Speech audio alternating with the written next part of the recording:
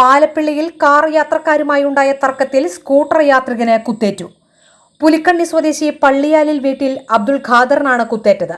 കഴുത്തിലും വയറിലും കുത്തേറ്റ അബ്ദുൾ ഖാദറിനെ തൃശൂരിലെ സ്വകാര്യ ആശുപത്രിയിൽ പ്രവേശിപ്പിച്ചു.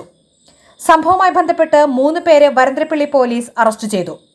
കാറളം സ്വദേശികളായ പുഴേക്കടവിൽ ആദിത്, പുഴേക്കടവിൽ രോഹിത്, പള്ളിക്കൂടത്ത് റോഷൻ എന്നിവരെയാണ് അറസ്റ്റ് ചെയ്തത്. ശനിയാഴ്ച ഉച്ചയ്ക്ക് 1:30 പാലപ്പിള്ളി കാരിക്കുളം റോഡിലായിരുന്നു സംഭവം.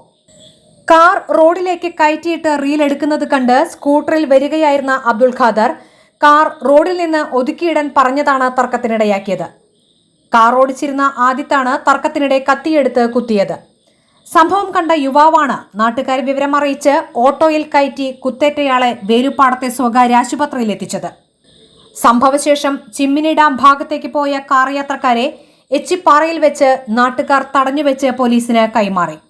ഇതിനിടെ സമീപത്തെ തോട്ടിൽ കൈ കഴുകിയ ശേഷം കത്തി റബ്ബർ തോട്ടത്തിലേക്ക് വലിച്ചെറിഞ്ഞാണ് ഇവർ ചിമ്മിനി ഡാം ഭാഗത്തേക്ക് പോയത്.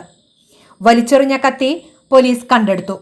ഫോറൻസിക് സംഘവും വിരലടയാള വിദഗ്ധരും സ്ഥലത്തെത്തി പരിശോധന നടത്തി. Chalakudy DYSP KP Benny, Varantharappilly SHO KN Manoj എന്നിവരുടെ നേതൃത്വത്തിലാണ് അന്വേഷണം നടക്കുന്നത്.